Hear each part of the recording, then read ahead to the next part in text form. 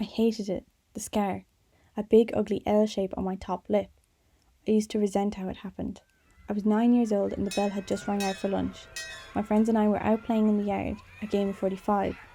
My friend had just left her post to come look for the rest of us. With her back to me, I saw an opportunity to run. Hiding place abandoned, I tore up the yard, running and running and running until bang! I didn't see the boy turning the corner until it was far too late. My lips stung. I remember it feeling heavy and warm. I could taste blood. I burst into tears. My friends swarmed around me like flies, as did everyone else on the playground. Oh my God, look at her lip. There's so much blood. Someone get a teacher. Miss Berkeley helped me to my feet and escorted me to the bathroom to clean up. The cheap wet tissues stuck to my face as we tried to clean the wound. There's blood coming from inside her mouth. I spat into the sink. I wasn't sure who she was talking to, but I thought it was a stupid thing to say. Of course there is. I bit straight through my lip. Miss Berkeley grabbed a wad of fresh dry tissue and gave it to me. We began our walk to the office to call my mum. A girl from the class above me stopped us before we opened the door to the classroom. She eyed my red tissue and said we couldn't go through the room. There was a girl inside who fainted at the sight of blood.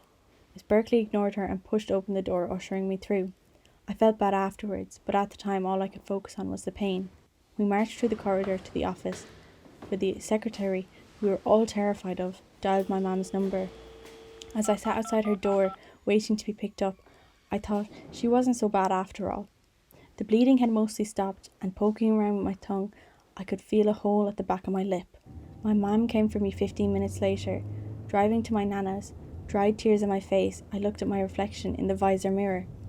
My entire top lip was swollen like a bulb. I flipped my lip up and saw what I had felt sitting at the office. A big chunk of my inner lip had disappeared. I ran into my nana's house to tell her the news. She gave me a big hug and said I was so brave. As time passed, it healed over and left me with a small scar that used to be the root of my insecurities. I don't think about it like that anymore though. It's become a part of me, a permanent mark of my childhood.